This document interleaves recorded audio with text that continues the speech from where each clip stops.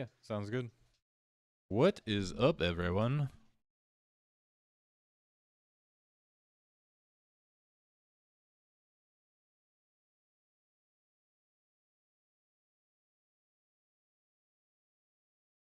No worries, get your tea ready.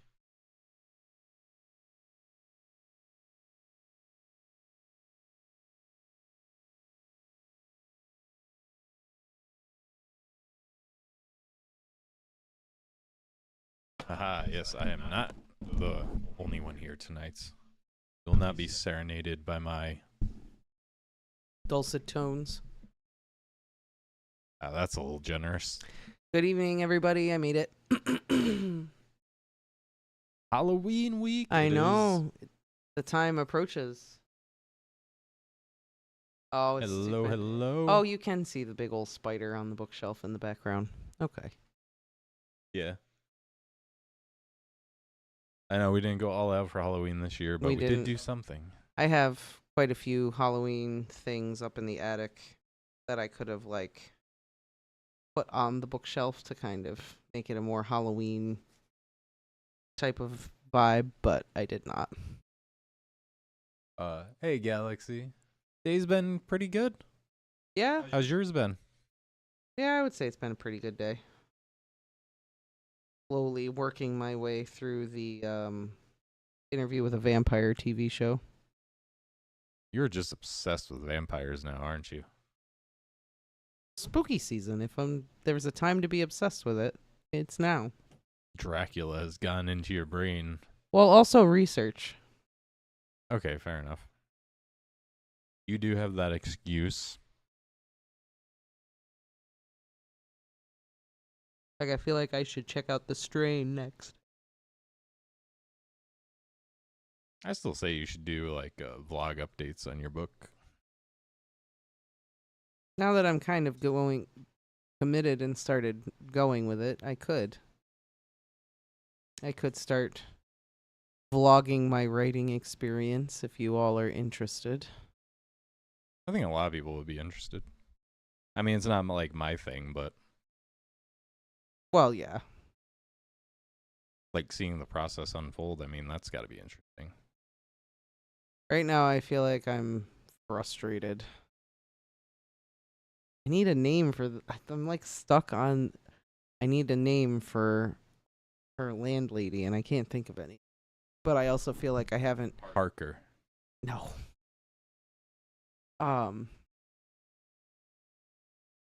But I feel like I haven't sat down to really think about it either. You know. Fair enough. Speaking of Harker, last time on Dracula, Yeah. Last time. shit went down. It did go Dracula down. finally revealed, haha, I've been playing you all along, and now Mina is a vampire as well. Well, gonna be a vampire. With the whole, the cracker thing, wafer burning her, forehead and branding her, I think it's safe to say she's a vampire at this point. I mean, She just doesn't know it yet. I don't think she's quite a vampire. I think she's in process. I think she's turning. I know, but I'm just saying, she's we're getting there. More vampire than We're person getting there. at this We're point. getting there. And Jonathan's like, I don't care. I'll be a vampire with you because I love you. Yes. We'll bite necks for eternity, you and I. Together. And what else happened? They're going to have the final showdown with Dracula, but we also have 5 more chapters to go. So Thanks, 5 more. Unless we end on a real slow note, I foresee this not going to plan, and Dracula having a little trick up his sleeve. Oh, yeah. They're waiting for Arthur and Quincy to get back. And predicted that while they're in the house in Piccadilly, that Dracula's going to show up and, mess things up. Yeah. That was your prediction. Correct. Lexi, what is your book about, please? Vampires. Are you at the point where you're ready to like break it down, kind of, or? So far, I have a lot of ideas, but yes, it is about vampires. It is an idea I have had since I was like 13. Basically, our main character she's like a student, like a university student or graduate student in the big vampire city, and she gets a note from home that her father is dead and she needs to come home. And come to find out, her father, she comes from this like teeny tiny little backwards vampire town, and she comes back and her father owned the local bookshop, and she comes home and his death is ruled a suicide, but come to find out, I don't know, that's spoilers, I guess. Oh, come to find out he was actually murdered. And there's bigger other plot things afoot. I guess that's the best way I can describe it. Does that sound right? Based on what I've told you? Yes, based on what you've told me. Okay. I feel like what you just said is basically what you have told me so far. I have some side characters. After this all goes down, her and her side characters then go on big adventure to do the thing.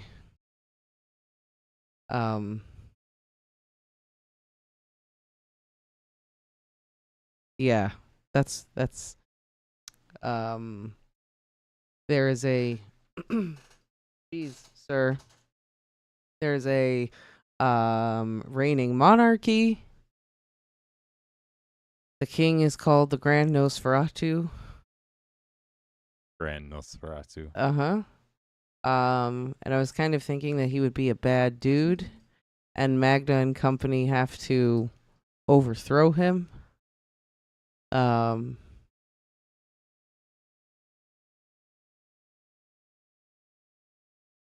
her father is like involved in all of this somehow, and that's why he was murdered. Because he was like working underground to try to stop the bad things. Yeah, that's what I got. Okay. I don't know if that sounds interesting to anyone. From what I've read so far, I think it's going to be pretty good. I have started writing it, and I haven't even finished the first chapter yet, but I have started writing it. Well, I mean, technically, you've written it before. I did write it before. I did write it. It was just a middle schooler's writing. It was a middle schooler's. It wasn't something that it was you would want to release to the public. The problem is, I wish I still had it, because at least like there might have been some good ideas in there. Yeah. Whatever happened to it? Got thrown out between moves, probably, or I looked at it and thought, this is garbage. I don't know why I threw it out. I don't know.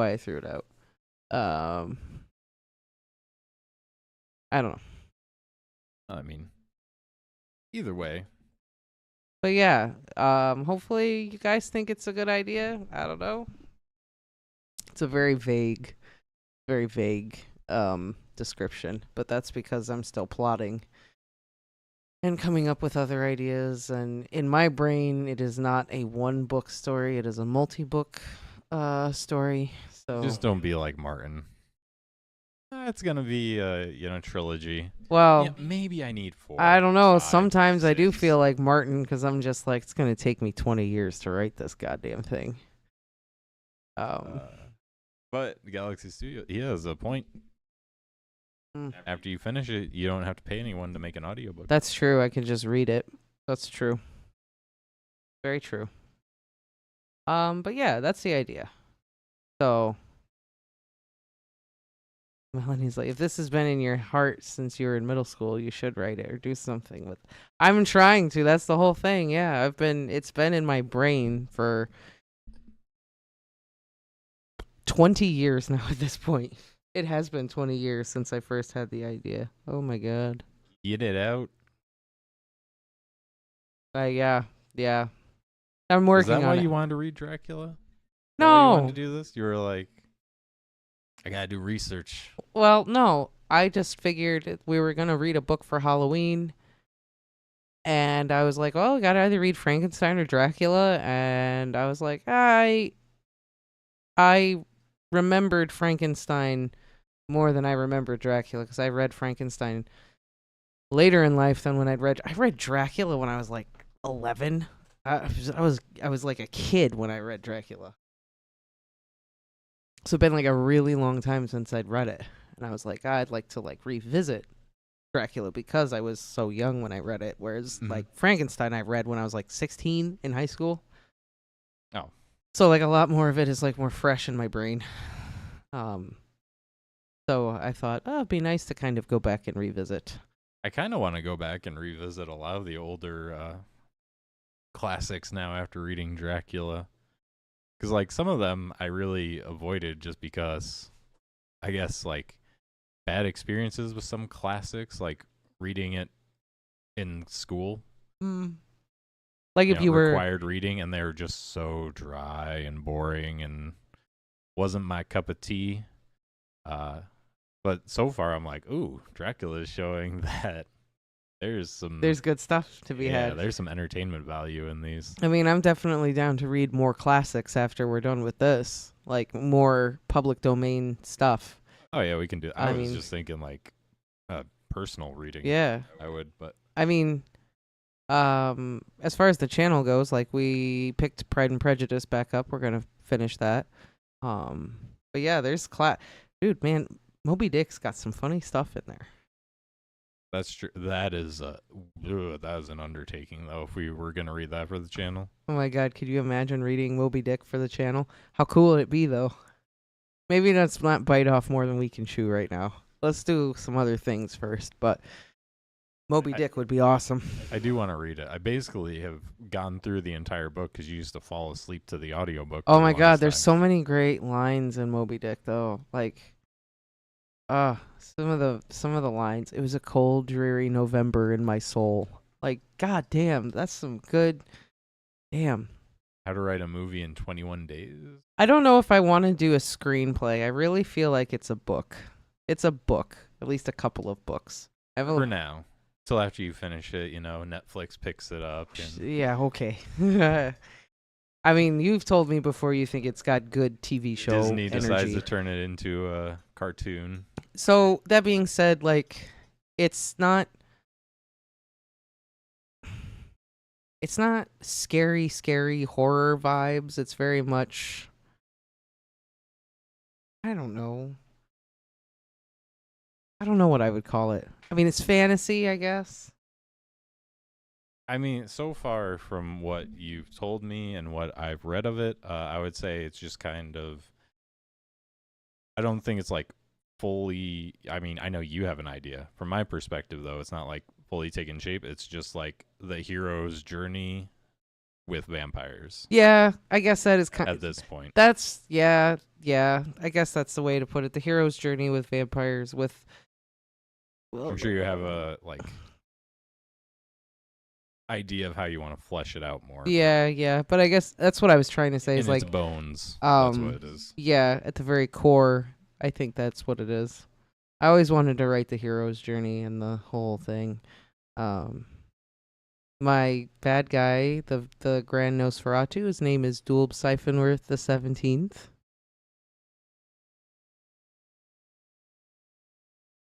Why the 17th? Is there any like great meaning behind 17?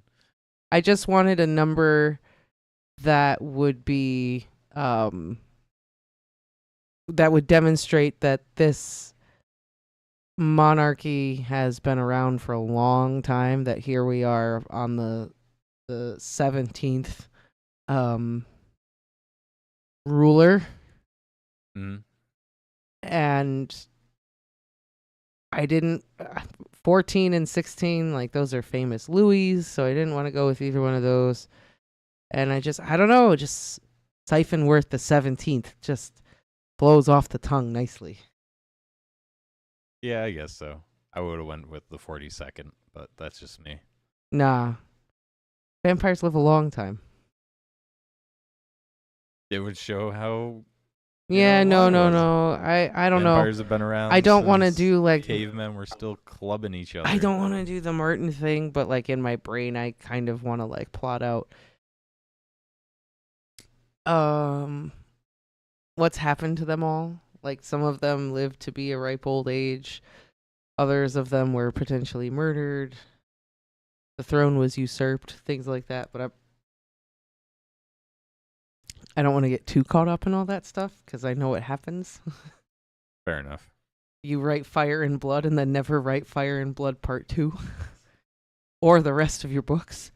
So, yeah. Before we go too far down this road, because this kind of seems like what you could include in like your vlog. That's true. If I decided to start like doing this, if anyone's interested in watching it, I mean, a lot of it would probably be like, I need to come up with a name for this minor character, and I can't think of anything right now. Anyway, I don't know, but yeah, just here we come back to Dracula. Yeah. We don't need to wax poetical about my side project that might be done in 20 years. I think you're gonna be done sooner. We'll see. Well, it'd be nice to get a first draft done within like 2 years.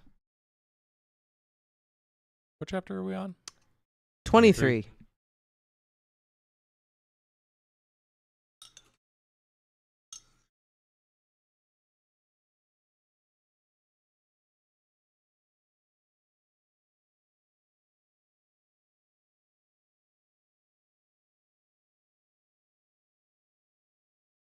I think you could definitely call it a thriller. But now that you said that, Michael Jackson's Thriller is stuck in my head. Now you've said that. Anytime. Okay. Thriller is the magic word. Now you've said it, so now it's in my brain. Thank you for that. I graduate in 2029. See if you can finish it before then. Oh, pressure. Oh, no. Oh, no, not pressure. I hope I finish it before then. That's another 5 years. God, I hope I finish it before then. Are we ready? Oh, you already did the thing. All right, let's read. Let's read this book. Let's see what's happening. Chapter 23. Dr. Seward's Diary. Always Jack. All the time. 3rd October. The time seemed terribly long whilst we were waiting for the coming of Godalming and Quincy Morris. The professor tried to keep our minds active by using them all the time. I could see his beneficent purpose by the side glances which he threw from time to time at Harker. The poor fellow is overwhelmed in a misery that is appalling to see. Last night he was a frank, happy-looking man, with strong, youthful face, full of energy, and with dark brown hair. Today he is a drawn, haggard old man, whose white hair matches well with the hollow, burning eyes and grief-written lines of his face. His energy is still intact. In fact, he is like a living flame. This may yet be his salvation, for, if all go well, it will tide him over the despairing period. He will then, in a kind of way, wake up to the realities of life. Poor fellow, I thought my own trouble was bad enough, but this... The professor knows this well enough, and is doing his best to keep his mind active. What he's been saying was, under the circumstances, of absorbing interest. As well as I can remember, here it is. I have studied over and over again since they came into my hands all the papers relating to this monster. And the more I have studied, the greater seems the necessity to utterly stamp him out. Although there are signs of his advance, not only of his power, but of his knowledge of it. As I learned from the researches of my friend Arminist of Budapest, he was in life a most wonderful man, soldier, statesman, and alchemist, which latter was the highest development of the science knowledge of his time. He had a mighty brain, a learning beyond compare, and a heart that knew no fear and no remorse. He dared even to attend the scholomance, and there was no branch of knowledge of his time that he did not essay. Well, in him the brain powers survived a physical death, though it would seem that memory was not all complete. In some faculties of mind he has been, and is, only a child, but he is growing, and some things that were childish at first are now of man's stature. He is experimenting and doing it well, and if it had not been that we crossed his path, he would be yet, he may be yet if we fail, the father or furtherer of a new order of beings, whose road must lead through death, not life. Harker groaned and said, "In all this arrayed against my darling? But how is he experimenting? The knowledge may help us to defeat him." "He has all along, since his coming, been trying his power. Slowly but surely, that big child brain of his is working. Well, for us it is as yet a child brain. For had he dared, at the first, to attempt certain things, he would long ago have been beyond our power. However, he means to succeed, and a man who has centuries before him can afford to wait and to go slow. Festina lente may well be his motto." "I fail to understand," said Harker weakly. "Oh, do be more plain to me. Perhaps grief and trouble are dulling my brain." The professor had laid his hand tenderly on his shoulder as he spoke. "Ah, my child, I will be plain. Do you not see how, of late, this monster has been creeping into knowledge experimentally? How he has been making use of the zoophagous patient to effect his entry into friend John's home? For your vampire, though in all afterwards he can come when and how he will, must at first make entry only when asked thereto by an inmate. But these are not his most important experiments. Do we not see how at the first all these so great boxes were moved by others? He knew not then but that must be so. But all the time that so great child brain of his was growing, and he began to consider whether he might not himself move the box. So he began to help. And then, when he found that this be all right, he tried to move them all alone. And so he progressed, and he scattered these graves of him, and none but he know where they are hidden. He may have intended to bury them deep in the ground, so that he only use them in the night, or at such time as he can change his form. They do him equal well, and no one may know these are his hiding place. But, my child, do not despair. This knowledge come to him just too late. Already all his layers but one be sterilized as for him, and before the sunset this shall be so. Then we have no place where he can move and hide. I delayed this morning so that we might be sure.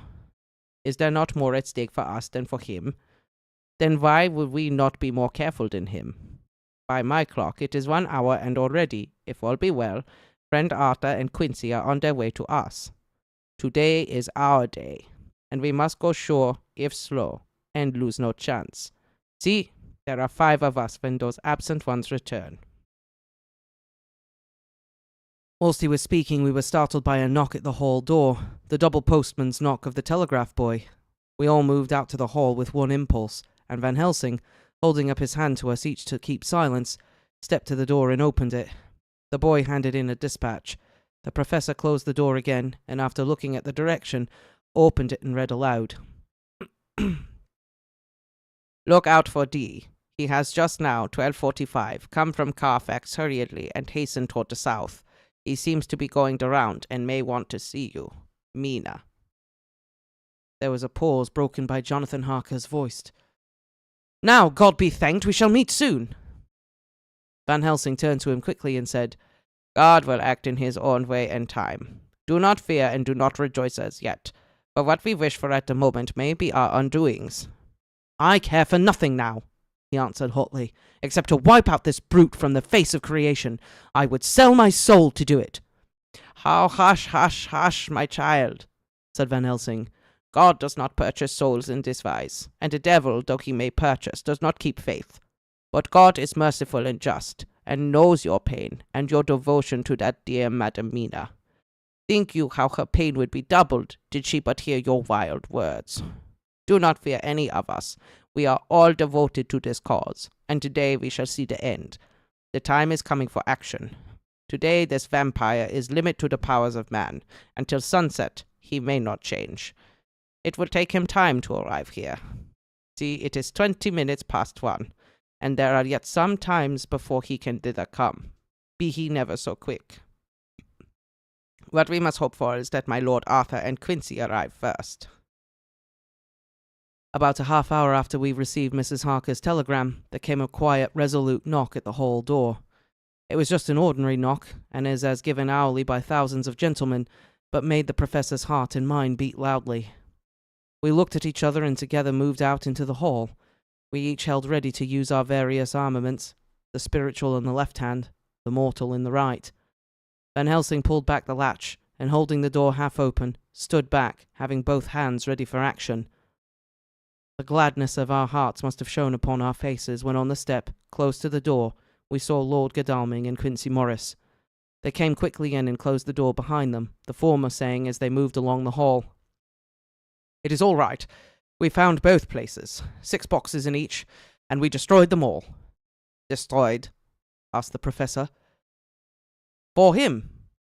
We were silent for a minute, then Quincy said, "There's nothing to do but wait here.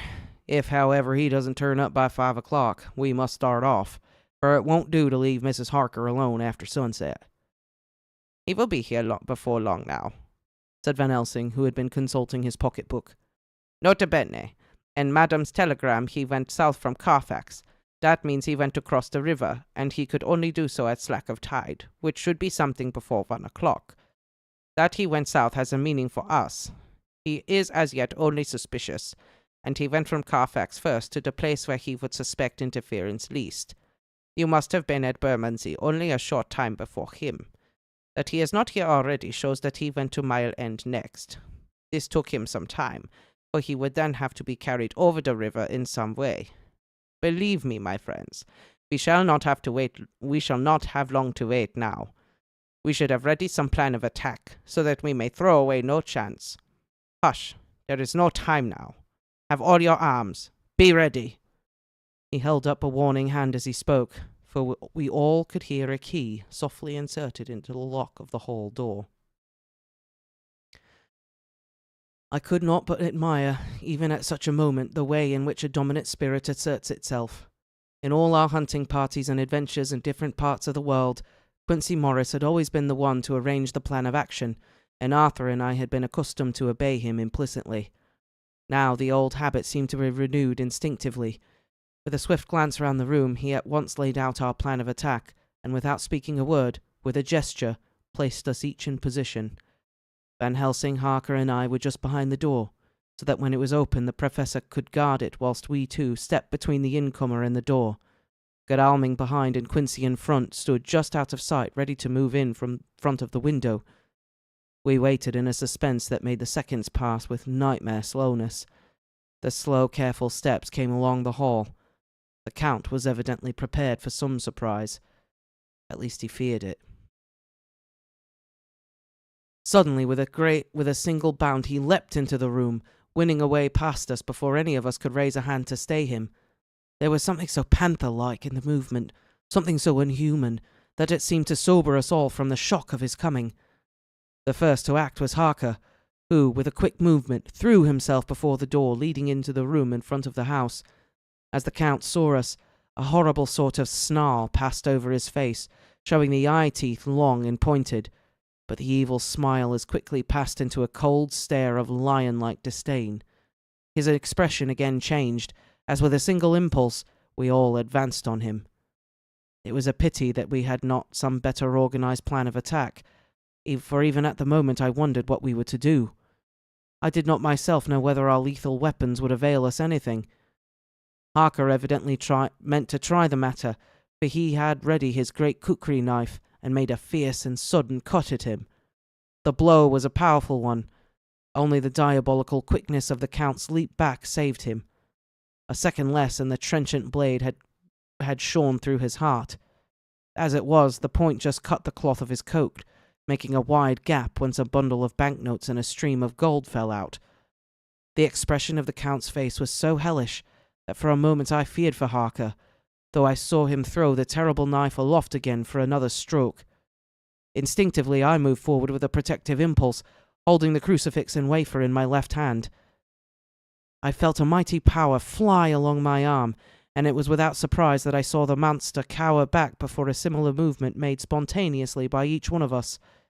It would be impossible to describe the expression of hate and baffled malignity, of anger and hellish rage, which came over the Count's face. His waxen hue became greenish-yellow by the contrast of his burning eyes, and the red scar on the forehead showed on the pallid skin like a palpitating wound.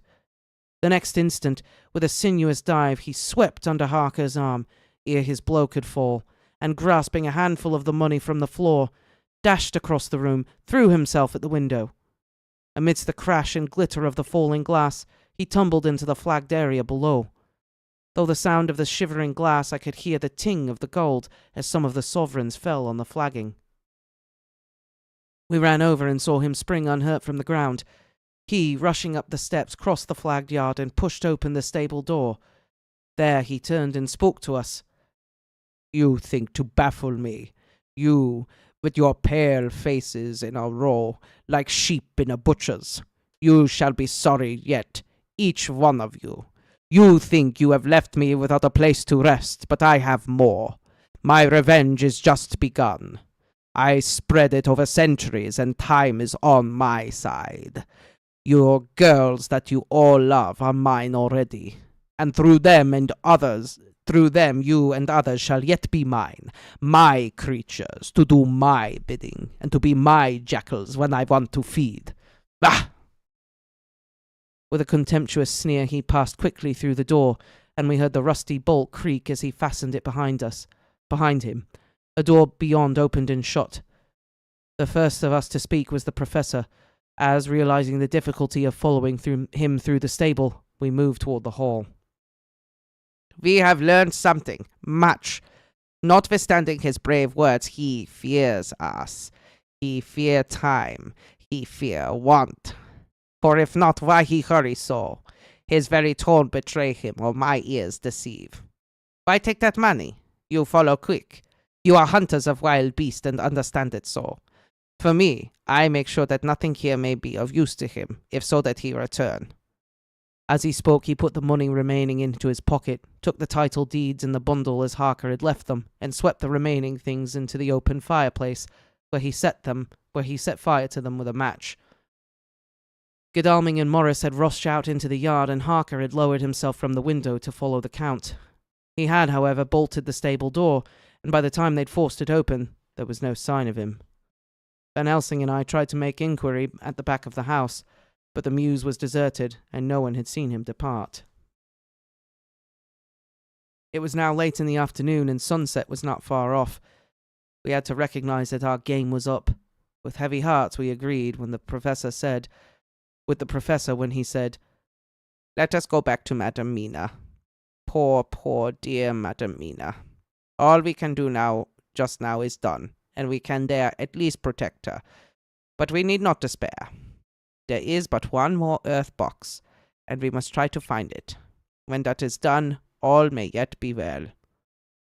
I could see that he spoke as bravely as he could to comfort Harker. The poor fellow was quite broken down. Now and again he gave a loud, low groan which he could not suppress. He was thinking of his wife. With sad hearts we came back to my house, where we found Mrs. Harker waiting us, with an appearance of cheerfulness which did honour to her bravery and unselfishness. When she saw our faces, her own became as pale as death. For a second or two her eyes were closed, as if she were in secret prayer, and then she said cheerfully, "I can never thank you all enough. Oh, my poor darling." As she spoke, she took her husband's grey head in her hands and kissed it. "Lay your poor head here and rest it. All will be well. All will yet be well, dear. God will protect us if he so will it, in his good intent. The poor fellow groaned. There was no place for words in his sublime misery. We had a sort of perfunctory supper together, and I think it cheered us all up somewhat. It was perhaps the mere animal heat of food to hungry people, for none of us had eaten anything since breakfast, or the sense of companionship may have helped us. But anyhow we were all less miserable, and saw the morrow as not altogether without hope. True to our promise, we told Mrs. Harker everything which had passed, and although she grew snowy white at times when danger had seemed to threaten her husband, and red at others when his devotion to her was manifested, she listened bravely and with calmness. When we came to the part where Harker had rushed at the Count so recklessly, she clung to her husband's arm, and held it tight as though her clinging could protect him from any harm that might come. She said nothing, however, till the narration was all done, and matters had been brought right up to the present time. Then, without letting go of her husband's hand, she stood up amongst us and spoke. Oh, that I could give any idea of that scene, of that sweet, sweet, good woman, in all the radiant beauty of her youth and animation, with the red scar on her forehead, of which she was conscious, and which we saw with grinding of our teeth, remembering whence and how it came, her loving kindness against our grim hate, her tender faith against all our fears and doubting, and we, knowing that so far as symbols went, she, with all her goodness and purity and faith, was outcast from God. Jonathan, she said, and the words sounded like music on her lips, it was so full of love and tenderness. Jonathan, dear, and you all my true friends. I want you to bear something in mind for all this dreadful time. I know that you must fight, that you must destroy, even as you destroyed the false Lucy, so that the true Lucy might live hereafter. But it is not a work of hate. That poor soul who has wrought all this misery is the saddest case of all. Just think what will be his joy when he, too, is destroyed in his worser part than his better part may have spiritual immortality. You must be pitiful to him, too, though it may not hold your hands from his destruction. As she spoke, I could see her husband's face darken and draw together, as though the passion in him were shrivelling his being to its core. Instinctively, the clasp on his wife's hand grew closer, till his knuckles looked white. She did not flinch from the pain which I knew she must have suffered, but looked at him with eyes that were more appealing than ever. As she stopped speaking, he leapt to his feet, almost tearing his hand from hers as he spoke. May God give him into my hand, just for long enough to destroy that earthly life of him which we are aiming at. If beyond it I could send his soul forever and ever to burning hell, I would do it. Oh, hush, in the name of the good God. Don't say such things, Jonathan, my husband, or you will crush me with fear and horror. Just think, my dear. I have been thinking all this long day of it, that perhaps, some day, I too may need such pity, and that some other like you, and with equal cause for anger, may deny it to me. Oh, my husband, indeed, I would have spared you such a thought had there been another way. But I pray that God may not have treasured your wild words, except as the heartbroken wail of a very loving and sorely stricken man. Oh God, let these poor white hairs go in evidence of what he has suffered, who all his life has done no wrong, and on whom so many sorrows have come. We men were all in tears now. There was no resisting them, and we wept openly. She wept too, to see her sweeter counsels had prevailed. Her husband flung himself on his knees beside her, and putting his arms round her, hid his face in the folds of her dress. Van Helsing beckoned to us, and we stole out of the room, leaving the two loving hearts alone with their God. Before they retired, the professor fixed up the room against any coming of the vampire, and assured Mrs. Harker that she might rest in peace. She tried to school herself to the belief, and manifestly for her husband's sake, tried to seem content. It was a brave struggle, and was, I think and believe, not without its reward. Van Helsing had placed at hand a bell which either of them was to sound in case of an emergency. When they had retired, Quincy Godalming and I arranged that we should sit up, dividing the night between us, and watch over the safety of the poor stricken lady. The first watch falls to Quincy, so the rest of us shall be off to bed as soon as we can.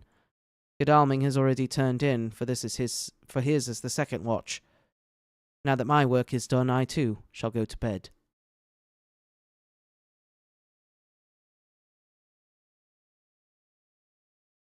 Jonathan Harker's Journal.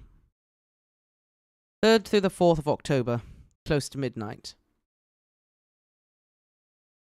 I thought yesterday would never end. There was over me a yearning for sleep, and some sort of blind belief that to wake would be to find things changed, and that any change must now be for the better. Before we parted, we discussed what our next step was to be, but we could arrive at no result. All we knew was that one earth box remained, and that the Count alone knew where it was. If he chooses to lie hidden, he may baffle us for years, and in the meantime... The thought is too horrible. I dare not think of it even now. This I know, that if ever there was a woman who was all perfection, that one is my poor wronged darling. I love her 1,000 times more for her sweet pity of last night, a pity that made my own hate of the monster seem despicable. Surely God will not permit the world to be the poorer by the loss of such a creature. This is hope to me. We are all drifting reefwards now, and faith is our only anchor. Thank God. Mina is sleeping, and sleeping without dreams. I fear what her dreams might be like, with such terrible memories to ground them in. She has not been so calm within my seeing since the sunset. Then for a while there came over her face a repose which was like spring after the blasts of March. I thought at the time that it was the softness of the red sunset on her face, but somehow now I think it was a deeper meaning. I am not sleepy myself, though I am weary to death. However, I must try to sleep, for there is tomorrow to think of, and there is no rest for me until... Later. I must have fallen asleep, for I was wakened by Mina, who was sitting up in bed with a startled look on her face. I could see easily, for we did not leave the room in darkness. She had placed a warning hand over my mouth, and now she whispered in my ear, "Hush! There is someone in the corridor." I got up softly and, crossing the room, gently opened the door. Just outside, stretched on a mattress, lay Mr. Morris, wide awake. He raised a warning hand for silence as he whispered to me, "Hush! Go back to bed. It's all right. One of us will be here all night. We don't mean to take any chances." His look and gesture forbid discussion, so I came back and told Mina. She sighed, and positively a shadow of a smile stole over her poor pale face as she put her arms round me and said softly, "Oh, thank God for that good, brave man. Oh, thank God for good, brave men." With a sigh she sank back again to sleep. I write this now as I am not sleepy, so I must try again. 4th of October, morning. Once again during the night I was wakened by Mina. This time we had all had a good sleep, for the grey of the coming dawn was making the windows into sharp oblongs, and the gas flame was like a speck rather than a disk of light. She said to me hurriedly, "Go, call the professor. I want to see him at once." "Why?" I asked. "I have an idea. I suppose it must have come in the night and matured without my knowing. He must hypnotize me before the dawn, and then I shall be able to speak. Go quick, dearest, the time is getting close." I went to the door. Dr. Seward was resting on the mattress, and, seeing me, he sprang to his feet. "Is anything wrong?" he asked in alarm. "No," I replied, "but Mina wants to see Dr. Van Helsing at once." "I will go," he said, and hurried into the professor's room. In 2 or 3 minutes later, Van Helsing was in the room in his dressing gown, and Mr. Morris and Lord Godalming were with Dr. Seward at the door asking questions. When the professor saw Mina smile, a positive smile ousted the anxiety of his face. He rubbed his hands as he said, "Oh, my dear Madam Mina, this is indeed a change. See, friend Jonathan, we have our dear Madam Mina as of old, back to us today." Then, turning to her, he said cheerfully, "And what am I to do for you?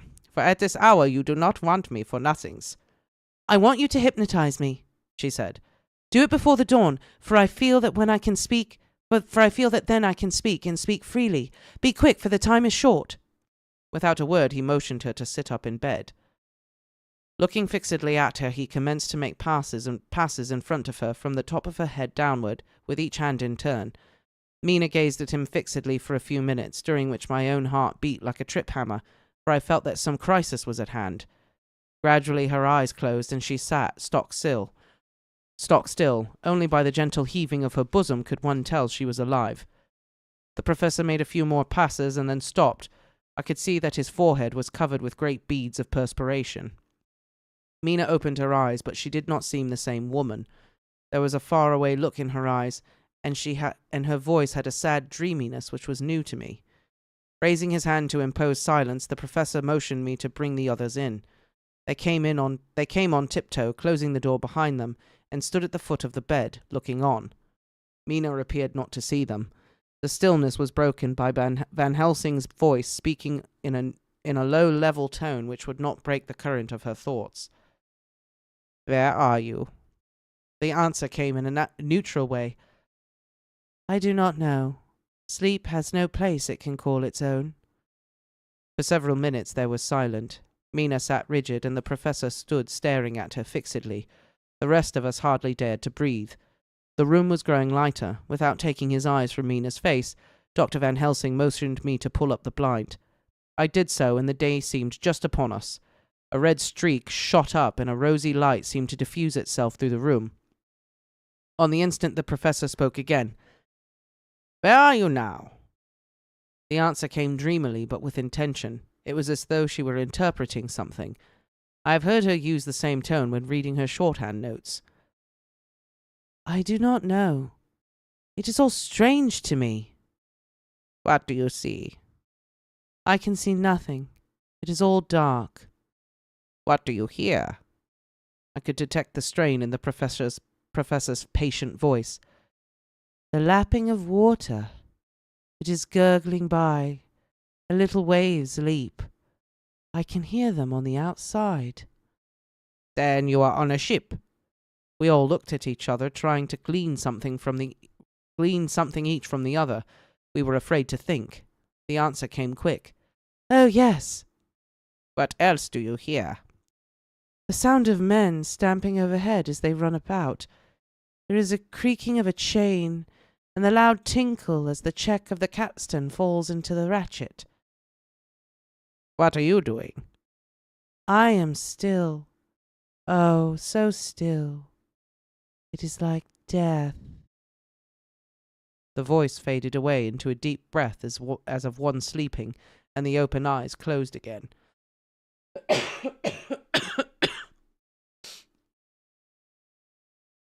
By this time the sun had risen, and we were all in the full light of day. Dr. Van Helsing placed his hands on Mina's shoulders and lay her head down softly on her pillow. She lay like a sleeping child for a few moments, and then with a long sigh awoke and stared in wonder to see us all round her. "Have I been talking in my sleep?" was all she said. She seemed, however, to know the situation without telling, though she was eager to know what she had told. The professor repeated the conversation, and she said, "Then there is not a moment to lose. It may not yet be too late." Mr. Morris and Lord Godalming started for the door, but the professor's calm voice called them back. "Stay, my friends. That ship, wherever it was weighing anchor while she spoke. There are many ships weighing anchor at the moment in your so great port of London. Which of them is it that you seek? God be thanked that we have once again a clue, though whither it may lead us we know not. We have been blind somewhat. Blind after the manner of men, since when we look back we see what we might have seen looking forward, if we had been able to see what we might have seen." Jesus Christ. "Alas, but that sentence is a puddle, is it not?" "We can know now what was in the Count's mind when he seized that money, though Jonathan's so fierce knife put him into danger that even he dread. He meant escape. Hear me, escape. He saw that with one earth box left and a pack of men following like dogs after a fox, this London was no place for him. He have taken his last earth box aboard a ship, and he leave the land. He think to escape, but no, we follow him. Tally ho, as friend Arthur would say when he put on his red frock.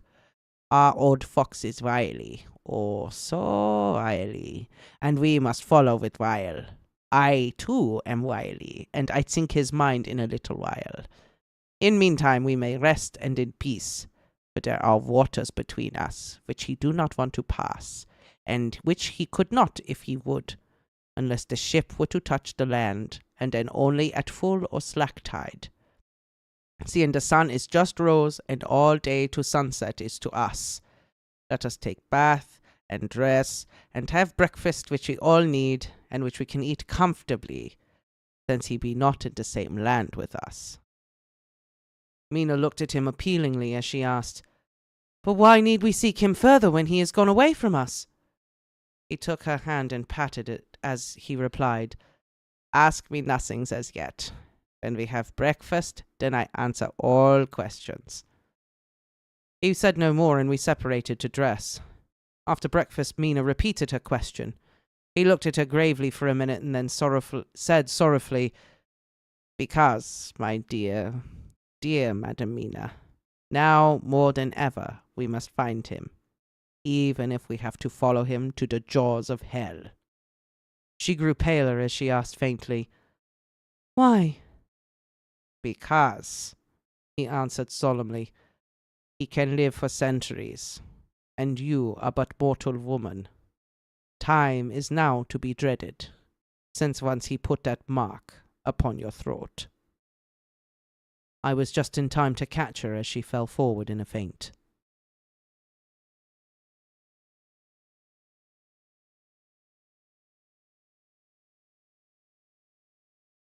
I didn't realize this chapter was over. What? Did Mina faint it? Like, did she not realize that a vampire biting you on the neck and then you drinking his blood is, like, bad for your life? I think she thought that maybe now that he's gone, like maybe it'll go away after a while or something. Or that Van Helsing could just fix it. Or, you know, it's one thing to like, I think I have cancer, but it's another thing to then like be told like, look, this is what's happening. You're on borrowed time now. Did they ever even check her neck to see if she was bit? Like to confirm it? I mean, I guess they don't really have to. It was kind of obvious Dracula was there, but still. He was drinking his blood. Yeah. And the thing burned her forehead. Like they don't have to look at anything else. They know. Yeah, fair enough. But I'm just, I don't know. That was just weird. Like, this is a revelation for Mina, where it's like, or oh yeah, you know, by the way, you're Uptel dying. is making a good point. Maybe she was just so relieved that he was gone, like she didn't think about it. Yeah. Like it didn't occur to her. Oh, he's gone. It's all good. Yeah, maybe. She only turns into a vampire if he's close. I don't know. But we saw some Dracula. We did a little bit. And hey, no one got caught off guard except Dracula. Dude, Jonathan. I know. He's ready to go. I mean, understandably. He gives no Fs. He's just coming in with that knife like, I'm gonna get you. Like He has some pent-up aggression from his trauma he needs to get out here, I think. I also love that his hair is like white now. Because all I can think of is like anime power up with white hair. Like he's coming for him now. Super Saiyan. Super Parker. Saiyan Jonathan, yeah. Didn't Van Helsing say, like, didn't he bring up the wooden stake thing? When he was talking about, like, killing Lucy? Yeah. Why did they have a kukri knife? Why weren't they all with wooden stakes? Well, because, I mean, in this case, Jonathan would have just ended it there. Well, I think the kukri knife, so in some cultures, you can dispatch of the vampire from the stake, beheading, which were both covered in this. And even that, with the knife, like, go for the slash. chopping them up into pieces. Oh, okay. So like maybe somebody else had a stake and Jonathan was just gonna like occupy him by cutting him up. You know, they gotta. Just start slicing and dicing. Yeah, yeah. Well, because I mean, they're gonna drive a stake through his heart. I don't think they can just stab him. You know, they're gotta like hammer that thing in there. They gotta get him subdued to like do it. I mean, yeah, but Jonathan has a lot of anger strength going for him. He does. I give think the man, at least let him try. I think he just. Give him the wooden stake and go for it. If he gets between a rib, might get lucky. I think it was just I'm gonna get you. I don't. There were he is ready. He's like He's so ready. What do you think of the fact that Dracula has just left England? I'm out. Dracula's a little bitch. He's running away. Ooh, the mortal stabbed me and showed me a cross. I'm gonna screw you guys. I'm going home. No, I do love Dracula's little diss at the end. Basically, like, yeah, well, all your girls are my hoes, and I'm gonna pimp them out for blood. Yeah, pretty much. Pretty much. I just thought that was so funny, like the whole context of that. Like, I'm gonna vampirify all of your ladies, and they're gonna go out and get me blood. Yeah. To a Victorian sense of mind, that's like the worst thing possible. Yeah. Yeah. To the Victorian man, that's literally the worst thing ever. Trying to think of something that might be worse, but I mean, I guess I get why he has to book, run away because all of his boxes are gone. Got one left. Yeah, keep that safe. Yeah. Keep it secret. Keep it safe. Got the one Horcrux left. The last Horcrux. That's right. The last one.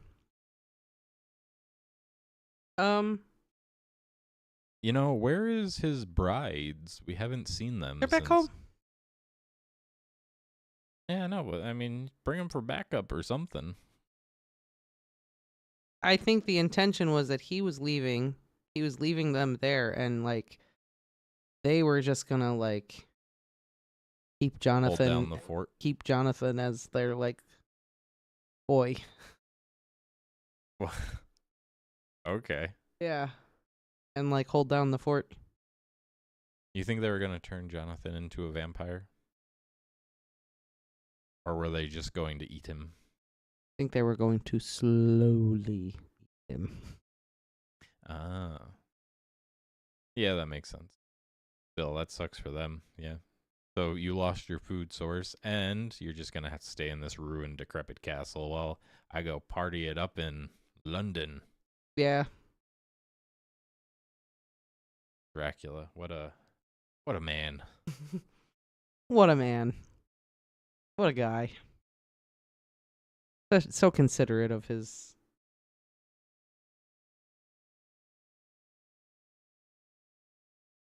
But he said he had more and he hid them over centuries. Yeah. Or was that a bluff? Was it a bluff? That's the question. Also, don't have to worry about the more he hid over the centuries if they just catch up to him and kill him. That's true. But you got to catch him first. You do got to catch him first. That's true. And, it was funny that you were mentioning, like, last stream about how it kind of ties into something like Horcruxes with the boxes. And now Mina is having, like, flashes of where Dracula is. Yeah, she can, like, see into his mind under hypnosis. That's very, Harry, seeing into Voldemort's mind. Yeah. That's 100%. Yeah, I thought of that, too, when we were... There's definitely some influence taken from Dracula, I think. 100%. And also, I love, once again, like, how medicine works in this time. Just throw whatever blood you have into the person and see if they live. I call the doctor. I need to be hypnotized right away. Like anyone can just be hypnotized. Like that was a medical procedure. Oh, yes, I've studied this for 3 years. Melanie says you're quiet. You gotta speak it. Sorry. Better? Or turn it up or whatever. I don't know. I know that in Victorian times, like, hypnotizing was like a big thing. That was like the hot science of the day. I mean, I'm not going to have an opinion on it because I have had someone try to hypnotize me. I just can't be hypnotized. Some people can't. Yeah, that's the thing. So, but some people say it works, so I don't know. Yeah, I think it's a load of BS, but I mean, it could just be that it just doesn't work on me. It could be that it just doesn't work on you, because I've also heard from other people that it does work on them, and I've heard from others that it doesn't work. We had a hypnotist actually come to art school one time and like do it. That's when I was in college, we had a hypnotist come, and that's when he didn't do it to me. He like tried to do it to me. I didn't get picked, but I watched. So I watched it was like 5 people he did it to, and 4 of them were hypnotized. Or it seemed to be hypnotized. And then one of them was not. Right. And so I'm watching it and I'm going, maybe it works. And I know it is like scientific fact, I guess, for lack of a better phrase, that it does work for some people, doesn't work for others. I don't know if it's like the power of like the placebo effect as to why it works for some people and it doesn't work for others. I don't know. I don't know, but it's yeah. I do know though that it was the rage in Victorian times. It was? Oh yeah, it was like a big thing. The guy who developed it, Mesmer, that was like a huge thing. Why they call it mesmerizing. Oh, from Mesmer, okay. the dude who developed modern hypnosis techniques. I also love how they described it with just moving the hands in front of the face. Yeah. It's like, yeah. I mean, I guess it's better than them saying he, swung a timepiece in front of them. Back and forth, blah blah blah. But yeah, that is one facet of this that I am enjoying, like all the modern science of all the things that they're doing and how it plays into the story. Right. Like, this was a legit procedure. Mm-hmm. Like, call the doctor. He'll know how to hypnotize. Yep. That's taught in med school. Yeah. Okay. Shall we go into the next one? Yeah, let's do it. All right, let's read another one.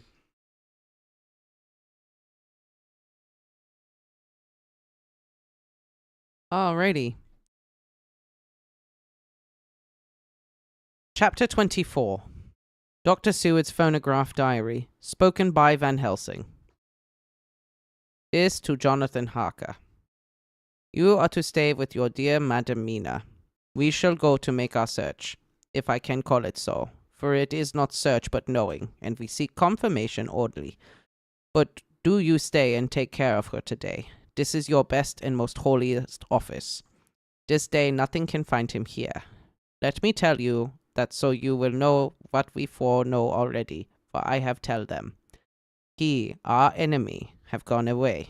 He have gone back to his castle in Transylvania. I know it so well, as if a great hand of fire wrote it on the wall. He have prepared for this in some way, and at last earth box was ready to ship somewheres. For this he took the money, for this he hurry at the last, lest we catch him before the sun go down. It was his last hope, save that he might hide in the tomb that he think poor Lucy, being as he thought like him, keep open to him. But there was not of time. When that fail, he makes straight for his last resource. His last earth work, I might say, that I wish double entente. He is clever, oh, so clever. He know that his game here was finish, and so he decide he go back home. He find ship going by the route he came, and he go in it. We go off now to find that what ship and whither bound. When we have discovered that, we come back and tell you all. Then we will comfort you and poor dear Madam Mina with new hope, for it will be hope when you think it over, that all is not lost. This very creature that we pursue, he take hundreds of years to get so far as London, and yet in one day, when we know of the disposal of him, we drive him out. He is finite, though he is powerful to do much harm and suffers not as we do. But we are strong, each in our purpose, and we are all more strong together. Take heart afresh, dear husband of Madam Mina. The battle is but begun, and in the end we shall win. So sure as the gods sit on high to watch over his children. Therefore be of much comfort till we return. Van Helsing. Jonathan Harker's Journal, 4th October. When I read to Mina Van Helsing's message in the phonograph, the poor girl brightened up considerably. Already the certainty that the Count is out of the country has given her comfort, and comfort is strength to her. But my own part, now that this horrible danger is not face to face with us, it seems almost impossible to believe in it. Even my own terrible experiences in Castle Dracula seem like a long-forgotten dream. Here in the crisp autumn air and the bright sunlight. Alas, how can I disbelieve? In the midst of my thought, my eye fell on the red scar on my poor darling's white forehead. Whilst that lasts, there can be no disbelief. And afterwards, the very memory of it will keep faith crystal clear. Mina and I fear to be idle, so we have been all over the diaries again and again. Somehow, although the reality seems greater each time, the pain and the fear seem less. There is something of a guiding purpose manifest throughout, which is comforting. Mina says that perhaps we are the instruments of ultimate good. It may be. I shall try to think as she does. We have never spoken to each other yet of the future. It is better to wait till we see the Professor and the others after their investigations. The day is running by more quickly than I ever thought a day could run for me. It is now 3 o'clock.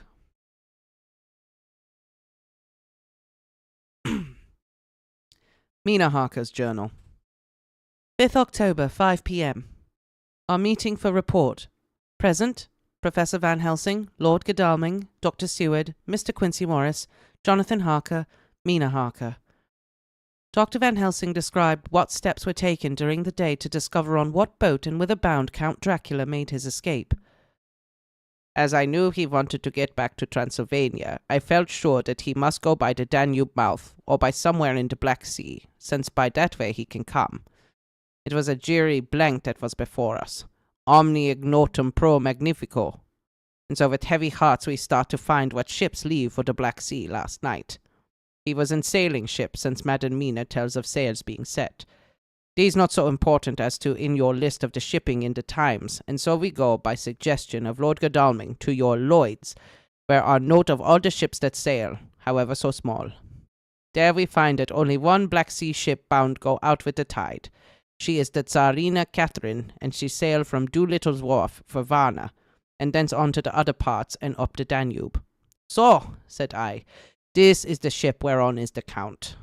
So off we go to Doolittle's Wharf, and there we find a man in an office of wood so small that the man looked bigger than the office. From him we inquire of the goings of the Tsarina Catherine. He swear much, and he red face and loud of voice, but he good fellow all the same.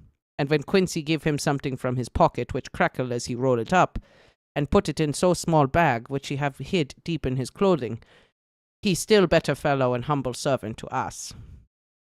He come with us and ask many men who are rough and hot. These be better fellows too, when they have been no more thirsty. They say much of blood and bloom, and of others which I comprehend not, though I guess what they mean.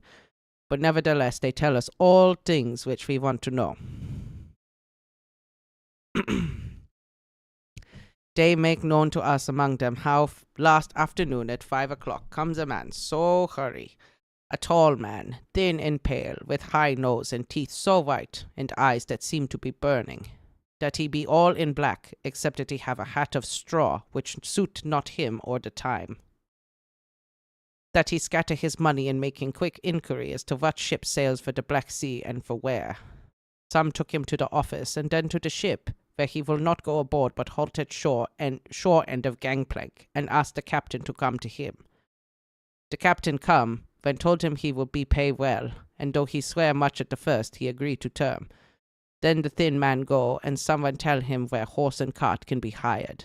He go there, and soon he come again, himself driving cart, and with a great box. This himself he lift down, though it takes several to put it on truck for the ship. He give much talk to captain as to how and where his box is to be placed, but the captain like it not, and swear at him in many tongues, and tell him that if he like he can come and see where it shall be. But he say no, that he come not yet, for that he have much to do. Whereupon the captain tell him that he better be quick, with blood, but that his ship will leave the place, of blood, before the turn of the tide, with blood. Then the thin man smile, and say that of course he must go when he think fit, but he will be surprised if he go quite so soon. The captain swear again, polyglot, and then the thin man make him bow, and thank him, and say that he will so far intrude on his kindness as to come aboard before the sailing. Final the captain, more red than ever and in more tongues, tell him that he doesn't want no Frenchmen, with bloom upon them, and so with blood in his ship, with blood on her also. And so after asking where there might be close at hand a ship where he might purchase ship forms, he departed. No one knew where he went, or bloomin' well cared, as they said, for they had something else to think of. Well, with blood again. For it soon became apparent to all that the Tsarina Catherine would not sail as was expected. A thin mist began to creep up from the river, and it grew, and grew, till a dense fog enveloped the ship and all around her. The captain swore polyglot, very polyglot, polyglot with bloom and blood, but he could do nothing. The water rose and rose, and he began to fear that he would lose the tide altogether. He was in no friendly mood, when just at the full tide the thin man came up the gangplank again, and asked to see where his box had been stowed. Then the captain replied that he wished that he and his box, old and with that much bloom and blood, were in hell. But the thin man did not be offended, and went down with the mate, and saw where it was placed, and came up, and stood a while on the deck in fog. He must have come off by himself, for none noticed him. Indeed, they thought not of him, for soon the fog began to melt away, and all was clear again. My friends of the thirst and the language that was of bloom and blood laughed, and they told how the captain's swears exceeded even his usual polyglot, and was more than ever full of picturesque. Went on questioning other mariners who were on the movement up and down on the river that hour. He found that few of them had seen any fog at all, except where it lay around the wharf. However, the ship went out on the ebb tide, and was doubtless by morning far down the river mouth. She was by then when they told us, well out to sea. And so, my dear Madam Mina, it is that we have to rest for a time, for our enemy is on the sea, with the fog at his command, and on his way to the Danube mouth. To sail a ship takes time, so she never goes so quick, and when we start we may go on land more quick, and meet him there. Our best hope is to come on him when in the box between sunrise and sunset, for then he can make no struggle, and we may deal with him as we should. There are days for us in which we can make ready our plan. We know all about where he go, for we have seen the owner of the ship, who have shown us invoices and all papers that can be.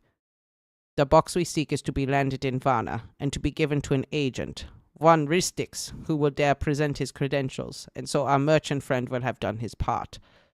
When he asks if there be any wrong, for that so, he can telegraph and have inquiry made at Varna. We say no, for that is to be done is not for police. For what is to be done is not for police or for the customs. It must be done by us alone, and in our own way. When Dr. Van Helsing had finished speaking, I asked him if he was certain that the Count had remained on board the ship. He replied, "We have the best proof of that. Your own evidence when in the hypnotic trance this morning." I asked him again if it were really necessary that they should pursue the Count, for, I dread Jonathan leaving me, and I know that he would surely go if the others went. He answered in growing passion, at first quietly.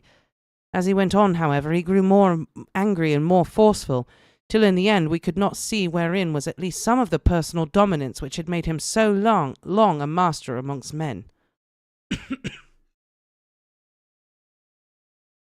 Yes, it is necessary, for your sake in the first, and then for the sake of humanity. This monster has done much harm already, in the narrow scope where he find himself, and in the short time as when he was only a...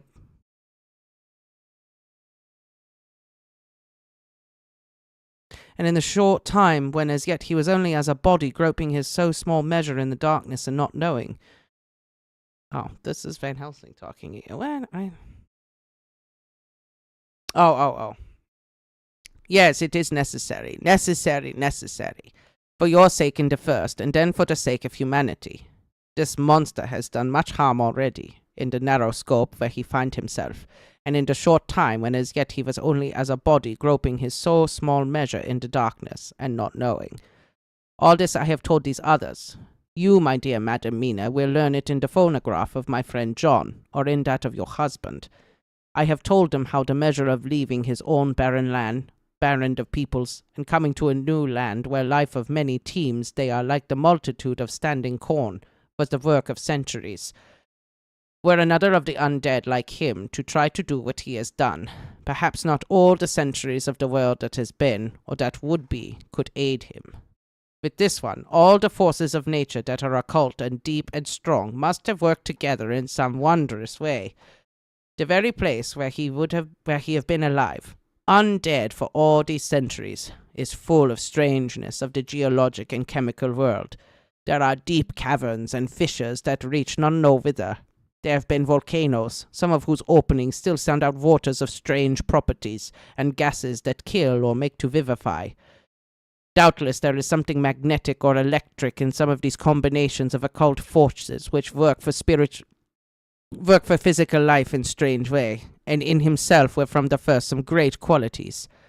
In a hard and warlike time he was celebrated that he have more iron nerve, more subtle brain, more braver heart than any man.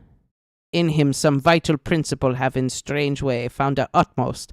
As his body keeps strong and grow and thrive, so his brain grow too.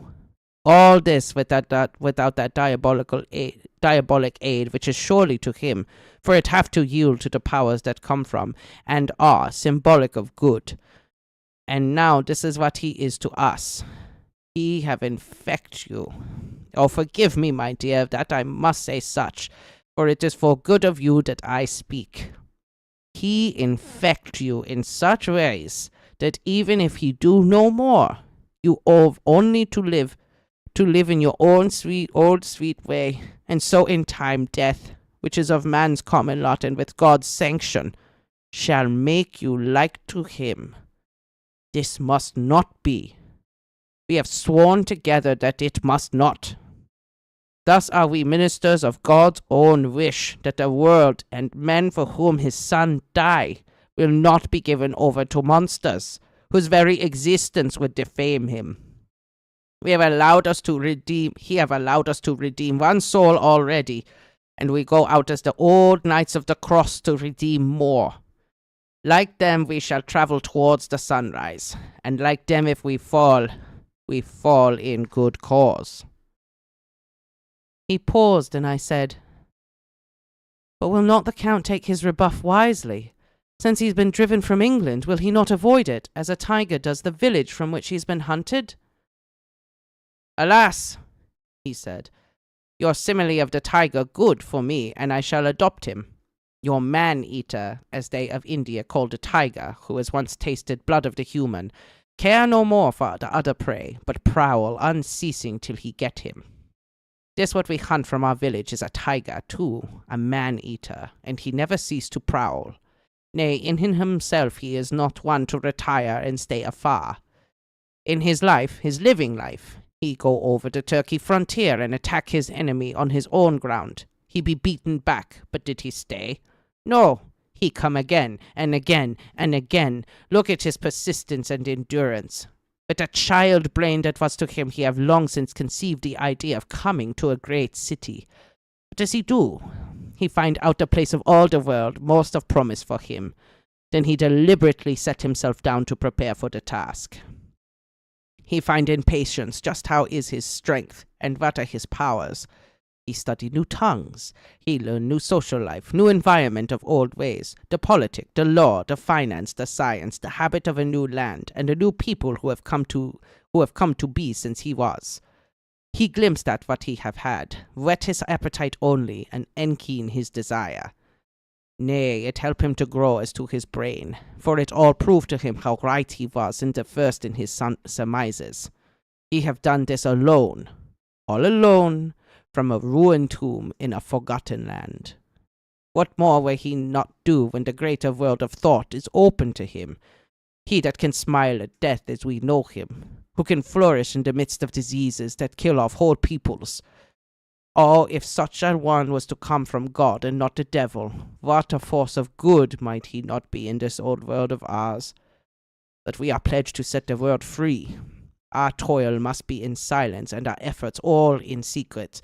For in this enlightened age, when men believe not even what they see, the doubting of wise men would be his greatest strength. It would be at once his sheath and his armor and his weapons to destroy us, his enemies, who are willing to prevail, who are willing to peril even our own souls for the safety of one we love, for the good of mankind, and for the honor and glory of God. After a general discussion, it was determined for tonight nothing be definitely settled, that we should all sleep on the facts and try to think out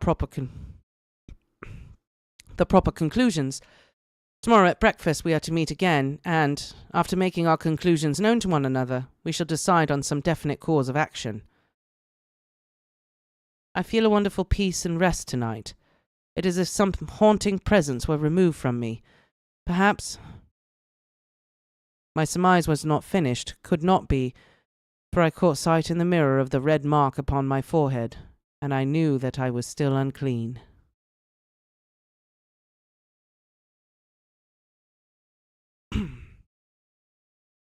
Dr. Seward's Diary, 5th October. We all rose early, and I think that sleep did much for each and all of us. When we met at early breakfast, there was more general cheerfulness than any of us had ever expected to experience again. It really is wonderful how much resilience there is in human nature. Let any obstructing cause, no matter what, be removed in any way, even by death, and we fly right back to first principles of hope and enjoyment. More than once as we sat round the table, my eyes opened in wonder whether the whole of the past days had not been a dream.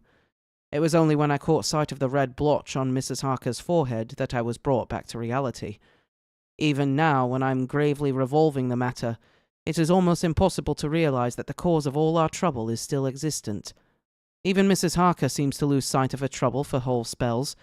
It is only now and again, when something recalls it to her mind, that she thinks of a terrible scar. We are to meet here in my study in half an hour and decide on our course of action. I see only one immediate difficulty. I know it by instinct rather than reason.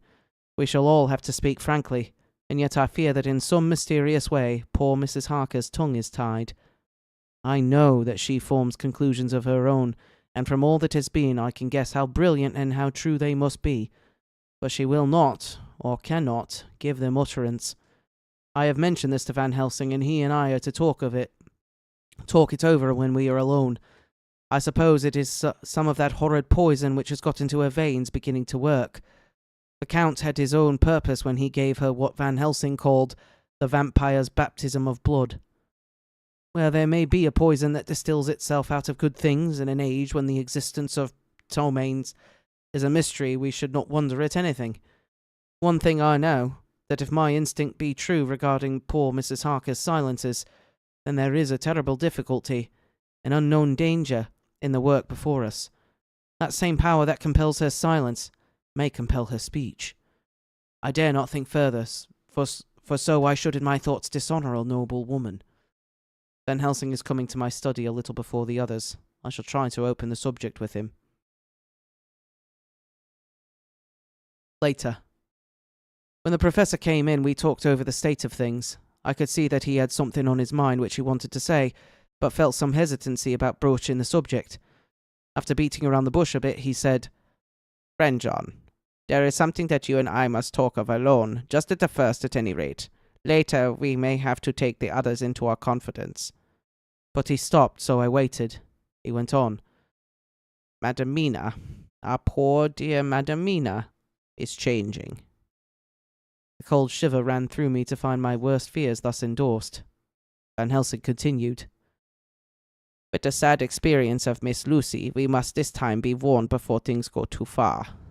Our task is now in reality more difficult than ever, and this new trouble makes every hour of the direst importance. I can see the characteristics of the vampire coming in her face. It is now but very slight, but it is to be seen if we have eyes to notice without prejude. Her teeth are some sharper, and at times her eyes are more hard. But these are not all. There is to her the silence now often, as so it was with Miss Lucy. She did not speak, even when she wrote that which she wished to be known later. Now my fear is this. If it be that she can, by our hypnotic trance, tell what the Count see and hear, is it not more true that he who have hypnotized her first, and who have drink of her very blood, and make her drink of his, should, if he will, compel her mind to disclose to him that which we know? I nodded acquiescence, but he went on. Then what we must do is to prevent this. We must keep her ignorant of our intent, and so she cannot tell what she know not. This is a painful task, or so painful that it heartbreak me to think of, but it must be. When today we meet, I must tell her that for reason which we will not speak, she must be no more of our counsel, but be simply guarded by us. He wiped his forehead, which had broken out in profuse perspiration at the thought of the pain which he might have to inflict upon the poor soul already so tortured. I knew that it would be some sort of comfort to him if I told him that I had also come to the same conclusion, for at any rate it would take away the pain of doubt. I told him, and the effect was as I expected. It is now close to the time of our general meeting. Van Helsing has gone away to prepare for the meeting, and his painful part of it. I really believe his purpose is to be able to pray alone. Later. At the very outset of our meeting, a great personal relief was experienced by both Van Helsing and myself. Mrs. Harker had sent a message by her husband to say that she would not join us at present, and she thought it better that we should be free to discuss our movements without her presence to embarrass us. The professor and I looked at each other for an instant, and somehow we both seemed relieved. For my own part, I thought that if Mrs. Harker realized the danger herself, it was much pain as well as much danger averted. Under the circumstances, we agreed by a questioning look and answer, with finger on lip, to preserve silence in our suspicions until we should have been able to confer alone again. We went at once to our plan of campaign. Van Helsing roughly put the facts before us. The Tsarina Catherine left the Thames yesterday morning. It will take her at the quickest speed she has ever made at least 3 weeks to reach Varna, but we can travel overland to the same place in 3 days. Now, if we allow for 2 days less for the ship's voyage, owing to such weather influences as we know that the Count can bring to bear, and if we allow a whole day and night for any delays which may occur to us, then we have a margin of nearly 2 weeks. Thus, in order to be quite safe, we must leave here on the 17th at latest. Then we shall at any rate be in Varna a day before the ship arrives, and able to make such preparations as may be necessary. Of course we shall go armed against evil things, spiritual as well as physical. Here Quincy Morris added, I understand that the Count comes from a wolf country, and it may be that he shall get there before us. I propose that we add Winchesters to our armament. I have a kind of belief in a Winchester when there is any trouble of that sort around. You remember, Art, when we had that pack after us at Tobolsk? Wouldn't what we have given them for a repeater apiece. Good, said Van Helsing. Winchesters it shall be. Quincy's head is level at all times, but most so when there is to hunt. Metaphor be more dishonour to science than wolves be of danger to man. In the meantime, we can do nothing here, and as I think that Varna is not familiar to any of us, why not go there more soon? It is as long to wait here as there. Tonight and tomorrow we can get ready, and then, if all be well, we 4 can set out on our journey. We 4? Said Harker interrogatively, looking from one to another of us. Of course, answered the professor quickly. You must remain to take care of your so sweet wife. Harker was silent for a while, and then said in a hollow voice, Let us talk of that part in the morning. I want to consult with Mina. I thought that now was the time for Van Helsing to warn him not to disclose our plans to her, but he took no notice. I looked at him significantly and coughed. For answer, he put his finger on his lips and turned away. Jonathan Harker's journal. 5th October afternoon. For some time after our meeting this morning, I could not think. The new phases of things leave my mind in a state of wonder which allows no room for active thought. Mina's determination not to take any part in the discussion set me thinking, and as I could not argue the matter with her, I could only guess. I am as far as ever from a solution now. The way the others received it, too, puzzled me. The last time we talked of the subject, we agreed that there was to be no more concealment of anything amongst us. Mina is sleeping now, calmly and sweetly, like a little child. Her lips are curved, and her face beams with happiness. Thank God there are still such moments still for her. Later. How strange it all is. I sat watching Mina's happy sleep, and came as near to being happy myself as I suppose I shall ever be. As the evening drew on, and the earth took its shadows from the sun sinking lower, the silence of the room grew more and more solemn to me. All at once Mina opened her eyes and looked at me tenderly and said, "Jonathan, I want you to promise me something on your word of honour. A promise made to me, but made holily in God's hearing, and not to be broken, though I should go down on my knee and implore you with bitter tears. Quick, you must make it to me at once." "Mina," I said, "a promise like that I cannot make at once. I may have no right to make it." "But, dear one," she said with such spiritual intensity that her eyes were like pole stars, "it is I who wish it, and it is not for myself. You can ask Dr. Van Helsing if I am not right. If he disagrees, you may do as you will. Nay, more, if you all agree later, you are absolved from the promise." "I promise," I said, and for a moment she looked supremely happy, though to me all happiness for her was denied by the red scar on her forehead. She said, "Promise me that you will not tell me anything of the plans formed for the campaign against the Count, not by word or inference or implication, not at any time whilst this remains to me." And she solemnly pointed to the scar. I saw that she was in earnest, and said solemnly, "I promise." And as I said it, I felt that from that instant a door had been shut between us. Later, midnight. Mina has been bright and cheerful all evening, so much so that all the rest seemed to take courage, as if infected somewhat with her gaiety. As a result, even I felt myself as if the pall of gloom which weighs us down was somewhat lifted. We all retired early. Mina is now sleeping like a little child. It is a wonderful thing that her faculty of sleep remains to her in the midst of her terrible trouble. Thank God for it, for then at least she can forget her care. Perhaps her example may affect me as her gaiety did tonight. I shall try it. Oh, for a dreamless sleep. 6th October. Morning. Another surprise. Mina woke me early, about the same time as yesterday, and asked me to bring Dr. Van Helsing. I thought that it was another occasion for hypnotism, and without question went for the professor. He had evidently expected some such call, for I found him dressed in his room. His door was ajar so that I could hear the opening of the door to our room. He came at once. As he passed into the room, he asked Mina if the others might come too. "No," she said quite simply. "It will not be necessary. You can tell them just as well. I must go with you on your journey." Dr. Van Helsing was as startled as I was. After a moment's pause, he said, "But why?" "You must take me with you. I am safer with you, and you shall be safer too." "But why, dear Madam Mina? You know that your safety is our solemnest duty. We go into danger, to which you are, or may be, more liable than any of us from circumstances, that have been." He paused, embarrassed.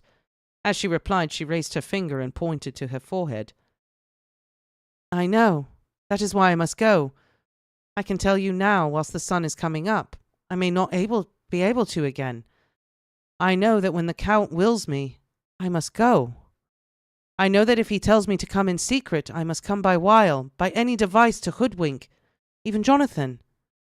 God, the look that she turned on me as she spoke, And if there be indeed a recording angel, that look is noted to her everlasting honor.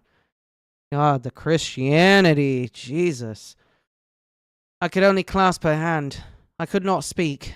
My emotion was too great for even the relief of tears. She went on. You men are brave and strong. You are strong in your numbers, for you can defy that which would break down the human endurance of one who had to guard alone. Besides, I may be of service, since you can hypnotize me, and so learn that which even I myself do not know.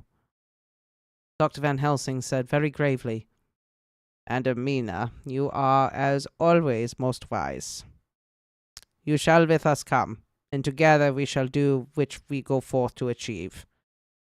When he had spoken, Mina's long spell of silence made me look at her. She'd fallen back on her pillow asleep.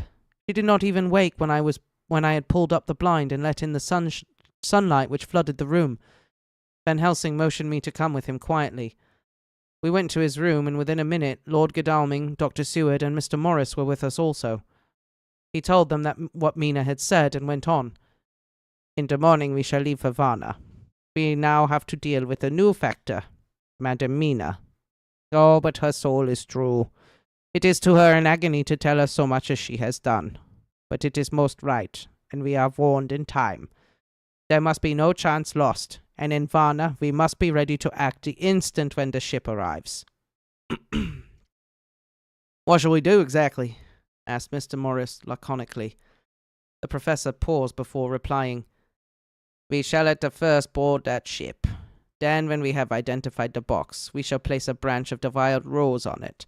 This we shall fasten, for when it is there, none can emerge. So at least says the superstition. And to superstition we must trust at the first. It was man's faith in the early, and it have its root in faith still. Then we will get the opportunity that we seek, when none are near to see. We shall open the box, and all will be well. I shall not wait for that opportunity, said Morris. When I see that box, I shall open it and destroy the monster, though there were 1,000 men looking on, and if I am to be wiped out for it the next moment. I grasped his hand instinctively and found it as firm as a piece of steel. I think he understood my look. I hope he did. Good boy, said Dr. Van Helsing. Brave boy. Quincy is all man. God bless him for it.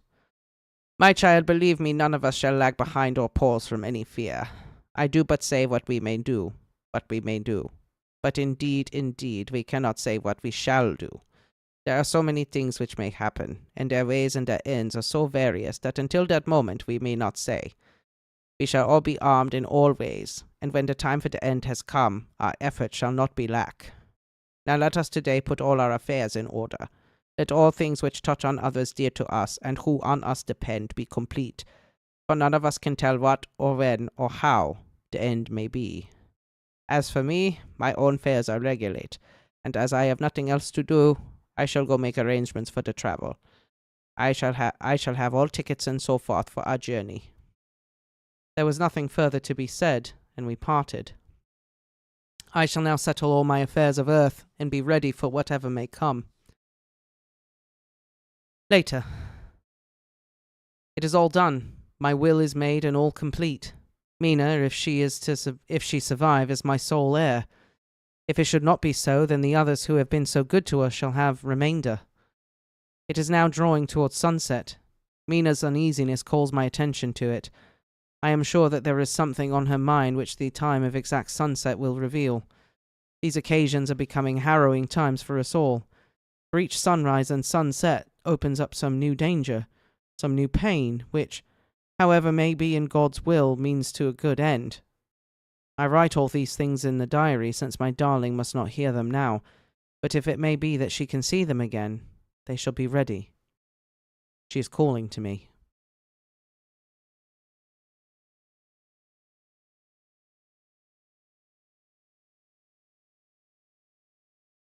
Man, this chapter brought to you by Winchester. Whether it's wolves, bats, or the undead, you'll be glad you have it. Mm-hmm. Oh, that was so fun. It was like a product placement in an 1893 novel. Yep. And it just was just so funny, like, oh, we've got all the things we need, and the American is like, let's bring guns. Very specific too. Yep. And Van Helsing was like, yes, good idea. Like he knew exactly. Like, yes, that's what I was thinking. Ah, I don't know, yes. it was just very out of place. It felt weird. Like if this was a modern day thing, I'd be like, oh, you know. It's like that character advertisement. drinking the Coca-Cola like this. Yeah. Yeah.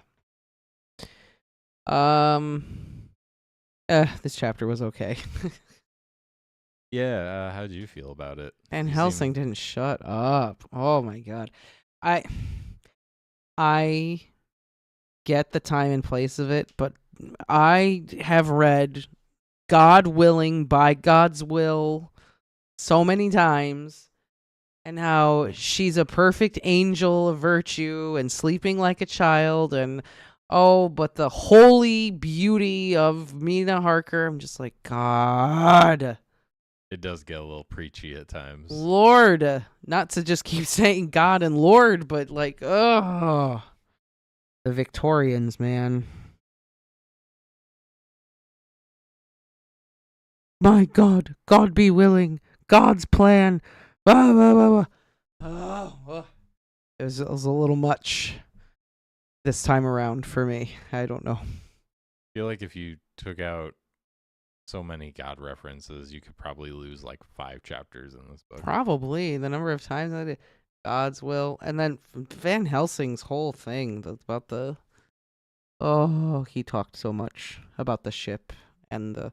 I did think of it. It was funny when he was talking about the sailors saying "bloom and blood" and all the swearing. They're saying "bloody hell." Yep. Get your blooming blah blah blah. But through the like, Wearing like a sailor. They were known for it. yeah. It's on the high seas. You could say whatever you wanted in the time. Well, 'cause you couldn't have women on the boat. It Mm-hmm. was bad luck. Mm-hmm. Or is that just a... No, that was a thing, right? That is a thing. It was a thing for sure. And it's funny that at the end of the last chapter, I was saying, like, why haven't we seen Dracula's brides or anything? Now he's going back to Transylvania to his castle, and I'm sure we're going to run into them. I mean, we have. And they're going to run into a 30-06 Winchester repeater rifle. I mean, we have 3 chapters left. Yeah. So yeah, I mean, it's probably just going to be, they're going to go there. They're going to be like, oh my God, there's more of them. Jonathan's going to be like Rambo on this. Jonathan. And just, yeah. After how he was after the last time he met Dracula? Come on. Yeah. Now he's prepared. He wrote his will and everything. He's ready to go. They're probably going to meet and everything, and then... I don't know. I'm assuming probably Jonathan will, like, sacrifice himself or something. And then Mina will live, or Mina will like transform and Jonathan will have to kill her, or then he like kills himself or something like that. 3 options, I guess. Interesting predictions. Interesting.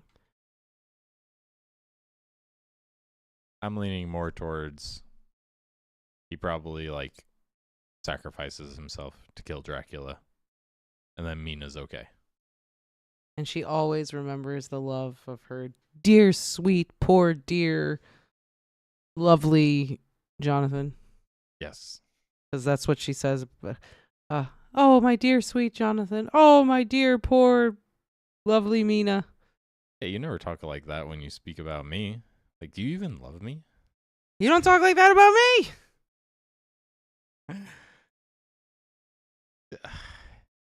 It's different. How is it different? I don't know. Yeah.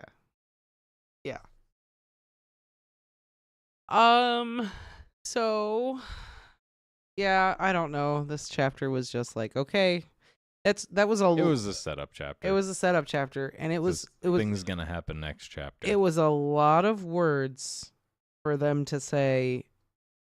We're gonna go by land to beat Dracula by sea to go kill him,